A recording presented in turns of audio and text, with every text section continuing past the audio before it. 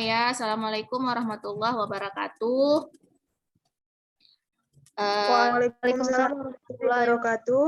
Ya, hari ini kita belajar dengan metode daring ya. Tentunya dengan bertemu dengan Ibu kembali dengan mata kuliah Askep Kebidanan Komunitas. Nah, hari ini kita akan membahas materi tentang kader. Oke. Nah, sebelum Ibu bahas tentang kader, ada nggak yang tahu pengertian kader itu apa? Ayo. Masyarakat yang dipilih untuk membantu tenaga kesehatan, Bu. Ya, oke. Kalau Elisa, bagaimana? Yang berperan di dalam masyarakat untuk tenaga kesehatan, Bu. Dia berarti intinya dia jangan lupa itu pasti dia bekerja secara sukarela kalau kader itu ya. Nah, sekarang Ya, Bu. Ibu screenshot Ibu apakan ya, Ibu tampilkan bahan Ibu.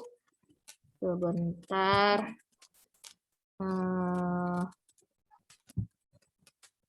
Jelaskan suara Ibu ke sana? Jelas, Alhamdulillah jelas, Bu. Oke, sip.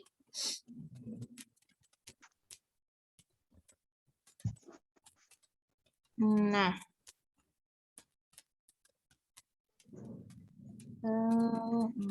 Tunggu sebentar. Nah, udah nampak belum slide Ibu? Belum, Bu. Belum ya? Kayaknya lagi loading nih. Sebentar. Iya, Bu. Lagi loading. Udah, Bu. Udah nampak, Bu.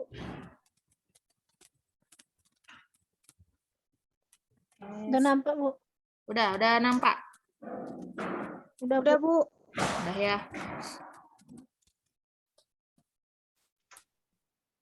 Oke. Jadi sebentar ini gue ataskan dulu. Nah, kita mulai ya. Jadi tadi kata Wesi kalau kader itu dia memberikan pelayanan kepada masyarakat. Terus tentang kesehatan. Ya, Bu. Terus kata Elisa tadi kalau kader itu dia memberikan pelayanan itu secara sukarela ya, dengan Ibu tambah tadi ya. Tambah intinya itu sukarela. Ya, Bu. Jadi kalau pembinaan kader itu, ini jelas nampak kan slide-nya kan? Nampak, Bu, jelas. Nampak, Bu. Ya. Tadi?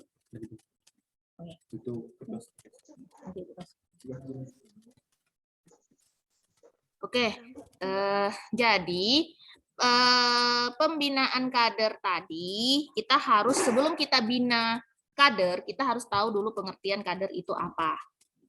Nah, bentar, mana dia ya? Nggak jalan ya. Sebentar, nggak mau jalan slide-nya ya. Mbak kue ya. Nah, Cepat. udah nampak nggak nih pengertian kader? Nampak, Bu. Oke. Nampak, Bu. Nampak. Jadi kader itu, kader kesehatan adalah tenaga sukarela yang dipilih atau mendapat kepercayaan dari masyarakat setempat.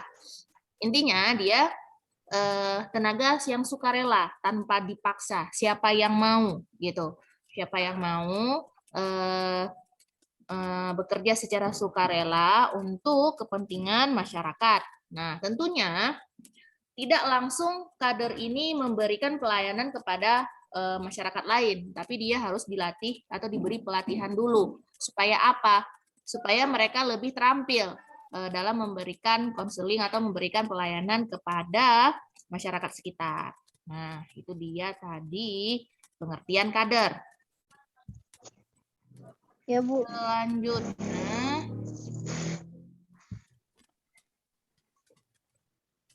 nah, setelah kita tahu pengertian kader, kader itu siapa, bagaimana kita membentuk kader itu?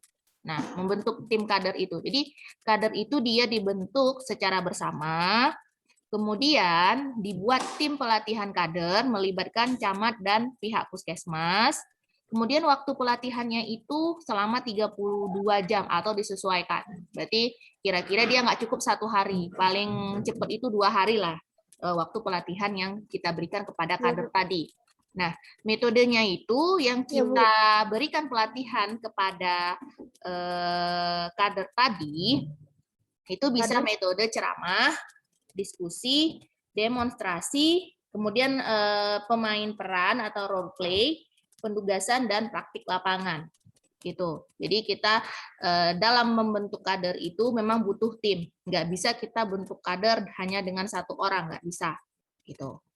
Itu untuk pembentukan kader. Kemudian,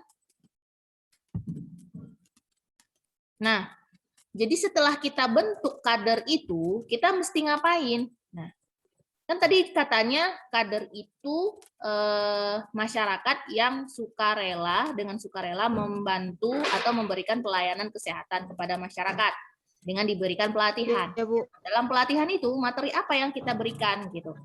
Pelatihan tentang apa yang kita latih kepada si kader tadi. Nah, yang pertama itu tentang pengantar posyandu. Kemudian persiapan posyandu itu bagaimana, kesehatan ibu dan anak itu bagaimana, kemudian tentang KB, imunisasi, gizi, penanggulangan diare, pencatatan, dan pelaporan. Jadi seperti kayak misalnya di imunisasi, kader itu bukan yang melaksanakan tindakan imunisasi. Kader itu dia sebagai motivasi untuk masyarakat sekitar gitu, atau menyampaikan informasi kepada masyarakat sekitar untuk ayo berbondong-bondong kita melakukan imunisasi gitu. Jadi bukan dalam artian imunisasi itu yang melaksanakan, yang melakukannya itu kader, enggak. Nah, yang tetap yang melaksanakannya itu tenaga kesehatan. Jadi tentang inilah materi-materi yang kita berikan pelatihan kepada kader tadi. Tuh. Terus sebentar. Ya. Nah, jadi harus ada tuh. Jadi kader itu dia kan udah dilatih tuh. Nah, pelatihannya itu kan materinya itu dari tahun ke tahun ilmu pengetahuan itu berkembang. Di seiring berkembangnya pengetahuan, maka ilmu yang dimiliki oleh kader ini harus kita refresh terus. Kita istilahnya kita perbaharui. Jadi ilmunya itu enggak ketinggalan bagi si kader tadi. Makanya kalau dia mau eksis kader itu dalam artian dia tetap dipakai dalam suatu lingkungan masyarakat itu, si kader tadi, dia harus merefresh setiap ilmu yang dia dapat. Nah, harus mengikuti ilmu-ilmu baru yang dia dapat. Gitu. Jadi nggak boleh hanya berpaku hanya pada ilmu-ilmu yang lama. Jadi harus di-update terus gitu ilmunya. Ya, Bu. Kemudian, nah, nih, rujukan. Jadi, dalam pembinaan kader itu, kita juga perlu mempelajari atau perlu menginformasikan tentang rujukan. Nah, kenapa? Bisa saja nanti kita tidak bisa mengatasi masalah itu sendiri, ya kan? Masalah misalnya terjadi pada saat kita melakukan pertolongan persalinan atau kita butuh bantuan, misalnya butuh darah secara tiba-tiba gitu, golongan darah apa gitu. Jadi kita nggak tahu nih masyarakat yang golongan darah O misalnya siapa-siapa aja kita nggak tahu. Nah, boleh tuh kita hubungi kader tadi, nah supaya dia nanti yang cari gitu, atau dia yang mencarikan informasi dengan mencari informasi masyarakat di situ mana-mana aja gitu yang golongan darahnya O. Nah, dalam rujukan itu kita ada istilah yang kita kenal dengan singkatan baksoku. Nah, pernah dengar nggak singkatan baksoku sebelumnya? Bukan bakso yang dimakan ya. Istilah ini loh. Pernah, Bu. Nah Iya, ya. Bu. Oke. Sebentar, slide berikutnya.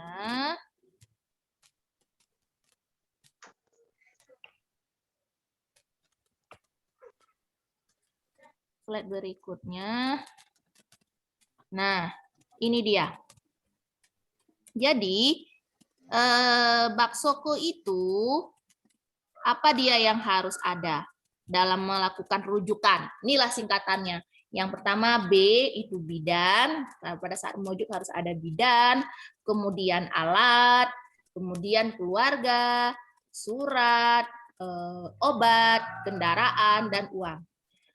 Misalnya yang bidan, alat, keluarga, surat, obat udah lengkap. Cuman nggak ada kendaraan nih untuk merujuk, sama nggak ada uang untuk beli bensin kendaraannya, gitu kan sama aja, nggak bisa dilakukan rujukan. Jadi dalam Ya, melakukan Bu. Iya, Bu. itu harus ada namanya yang kita istilahkan dengan baksoku. Nah, ada bidan, alat, keluarga, surat, obat, kendaraan, dan uang. Oke. Lanjut kita ke slide berikutnya. Nah, penyuluhan gizi dan KB.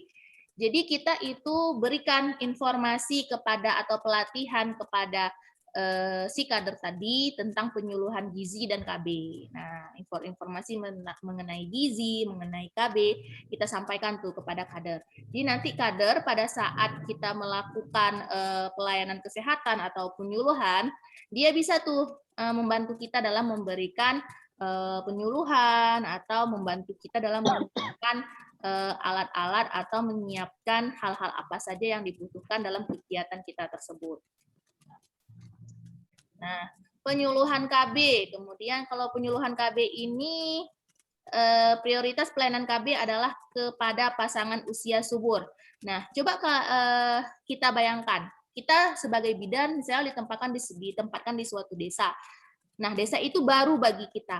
Nah, pada saat kita melakukan penyuluhan tentang KB, kan itu kita berikan penyuluhan kepada pasangan usia subur. Kita sedangkan pendatang baru di situ, kita nggak tahu tuh yang mana-mana aja pasangan usia subur atau PUS itu di situ kan.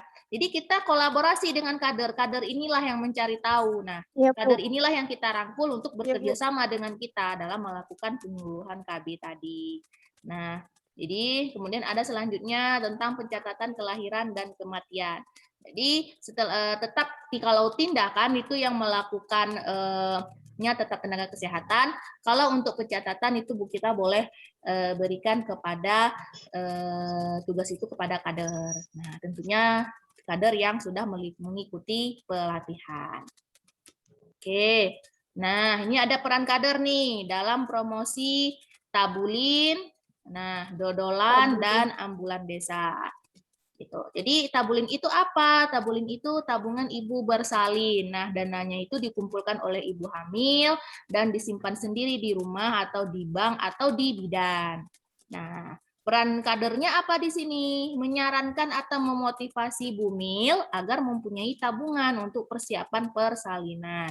Itu peran kader dalam tabulin. Kalau peran kader dalam dodolan atau donor darah berjalan. Mana dia? Nah, ini dia. Memotivasi juga dia. Memotivasi serta mencari sukarelawan apabila ada salah seorang warganya membutuhkan darah. Nah, karena kan kita nggak kenal tuh tetangga-tetangga atau masyarakat di situ karena kita kan masih baru di komunitas itu. Nah, jadi itu perlu kader. Kader kan memang dia orang lama yang memang tinggal di situ. Jadi memang kader itu peran dan fungsinya besar dalam kita memberikan pelayanan atau membantu kita dalam melakukan pelayanan kesehatan kepada masyarakat. Tuh. Kemudian setelah ada dodolan, itu ada yang namanya ambulan desa. Ambulan desa itu alat transportasi yang dapat digunakan untuk mengantar warga yang membutuhkan pertolongan. Nah, ambulan desa ini bisa dalam berbentuk mobil atau beca. Yang penting dia bisa memindahkan atau membawa warga tadi yang membutuhkan pertolongan ke pelayanan kesehatan. Nah, peran kadernya apa? Tetap dia memotivasi. Memotivasi warga apabila suatu saat membutuhkan pertolongan dan perawatan di tempat pelayanan kesehatan agar dapat segera menggunakan alat transportasi yang dimiliki sebagai ambulan desa. Jadi dia gitu, istilahnya kader ini tangan kanannya tenaga kesehatan. Nah, kalau ada apa-apa, nah bisa kita minta Bu. tolong sama kader tadi. Tuh. Jadi tadi Kader. dalam peran kader dalam promosi tabulin, dodolan, dan ambulan desa, intinya di situ peran kader adalah untuk memotivasi. Satu slide lagi, habis itu nanti kita adakan tanya jawab ya. Nah, suami siaga. Suami siaga ini dia siap antar jaga. Oke, kalau jaga kita oke lah, menjaga kita ya kan. Sampai kita bersalin, sampai dari kita hamil, bersalin gitu. Nah, kalau siap ini apa? Siap secara apa? Kita harus tahu tuh. Suami kita tuh harus tahu tuh, siap secara apa? Siap secara mental. Nah, jadi suami itu ya harus siap mentalnya menghadapi persalinan yang dihadapi oleh istrinya, siap mental untuk memberikan dukungan dan semangat kepada istri. Jangan nanti pas lagi istrinya bersalin nengok darah aja, dah pingsan dia. Jadi kan mentalnya ini ya kan, KO kan. Nah, jadi itu dia harus siap secara mental. Terus siap secara fisik. Nah, jangan istrinya udah kesakitan, dia pun sakit nengok istrinya sakit. Maunya dia nengok istrinya sakit, dia harus sebagai motivasi untuk istrinya gitu. Jadi fisik dia harus kuat, harus sehat supaya dia bisa memberikan dorongan kepada istrinya. Tuh. Kemudian siap secara material. Tentunya pada saat persalinan nanti ya membutuhkan materi kan, material kan. Kemudian untuk alat-alat bayi ya kan, kebutuhan bayi tentu ya harus siap secara material. Jadi tidak hanya siap antar jaga, tapi siap juga secara mental, fisik dan material. Oke. Nah, itu dia. Sekarang sebentar. Ada yang ingin ditanyakan atau ada yang tidak dimengerti dari materi yang Ibu sampaikan tadi? Boleh ditanyakan. Bu. Ya. Kan di sini kan ada ambulan desa nih, Bu kan? Bagaimana dengan di dalam komunitas tuh misalnya dia kampungnya pelosok gitu Bu, kereta pun nggak ada, becak pun nggak ada, apalagi mobil gitu Bu. Gimana dengan mereka itu Bu? Itu bisa, bagus pertanyaannya, itu bisa kita gunakan sepeda kita modifikasi gitu dengan menggunakan dana desa. Sepeda itu kita modifikasi, kita jadikan becak dayung. Nah, kan bisa kita jadikan becak dayung. Nah, kalau Honda atau kereta mungkin jarang di desa itu karena daerah terpencil. Kalau sepeda nggak mungkin nggak ada, pasti ada. Nah, sepeda itu kita modifikasi gitu menjadi becak. Nah, kita buat menjadi becak, tentunya dengan dana kampung, dana desa kita modifikasi karena kan itu untuk kebutuhan desa itu juga kebutuhan bersama. Jadi solusinya itu kita buat becak dayung atau becak sepeda. Nah, itu dia. Oke. Nah. Bagaimana Wesi? Udah ngerti kan? Paham kan? Jadi nggak mesti mobil, nggak mesti kereta, sepeda boleh. Kadang pasiennya enggak lah, bukan pasien bersalin lah, cuman demam atau pusing, sakit kepala, tapi udah sampai hoyong. Kan bisa kita pakai sepeda juga sebagai ambulan desa. Karena kalau dia memang takut jatuh, kita ikat gitu, dalam artian kita ikat bukan ikat pakai tali ya, ikat pakai kain panjang itu kan, kita suruh dia duduk di belakang, kita bonceng, terus kita ikat pinggangnya dengan ikat pinggang dengan pinggang kita. Jadi istilahnya pada saat kita membawa dia, pada saat kita mendayung sepeda, dia nggak bakalan jatuh gitu. Itu untuk daerah terpencil. Tapi kalau daerah terpencil itu jalannya tanjakan gitu kan, terus terjal. Nah, itu Ibu sih nggak tahu Iya, Bu. bilang gimana. Memang harus kuat diikat. Karena nanti kalau pas dia mau naik tanjakan, kalau nggak diikat kuat dari pinggang ke pinggang, kan mungkin bakalan terjungkal dia kan. Jadi ya harus Iya, Bu. Iya, Bu. kuat diikat gitu. Habis itu kita sering ingatin sama dia, tolong ya Pak atau Bu, ya kan pasien kita tuh pegang yang kuat biar jangan sampai Ibu jatuh ke belakang kan gitu. Nah, itu dia. Iya, Bu. Minimal sepeda bisa dijadikan untuk ambulan desa. Oke, satu pertanyaan lagi. Boleh? Kalau rujukan kayak mana tadi, Bu? Oh, rujukan. Jadi kalau Iya, Bu. rujukan itu tadi kan dikenal dengan istilah itu baksoku. Jadi itu Iya, Bu. hanya istilah yang supaya memudahkan kita untuk mengingat apa-apa saja yang harus kita siapkan atau apa-apa saja yang diperlukan pada saat kita melakukan rujukan. Nah, pada saat rujukan tentu Iya, kan Bu. perlunya bidan, ya kan? Kemudian alat, kemudian apalagi kendaraan, kemudian apalagi surat, ya kan? Obat, Iya, Bu. apalagi kendaraan sama uang. Nah, jadi dia memang Iya, Bu. semua poin itu harus kita siapkan dalam rujukan. Oke, gimana? Sudah paham? Sudah Alhamdulillah, oke? Bu, sudah. Nah, Oke, Bu. Iya, Bu. jadi pertemuan kita untuk hari ini sampai di sini ya. Untuk pertemuan berikutnya seperti biasa kalau Ibu akan mengulang materi sebelumnya kita jadikan kuis. Jadi Dan kuis, Bu, ya. tujuan Ibu untuk mengingat materi sebelumnya gitu ya. Iya, Iya, Bu. Bu. Ibu tutup dulu ini.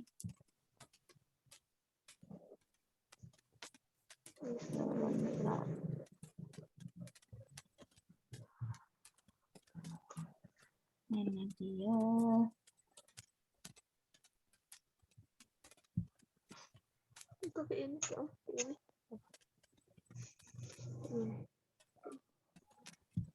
Kalau untuk ini ya.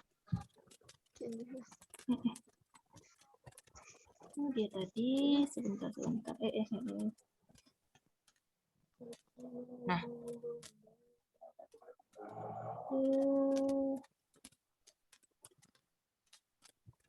Oke, itu ya. Berarti untuk hari ini sampai di sini Ibu akhiri dengan wabillahi taufiq wal hidayah. Assalamualaikum warahmatullahi wabarakatuh. Waalaikumsalam Waalaikumsalam warahmatullahi warahmatullahi wabarakatuh. wabarakatuh.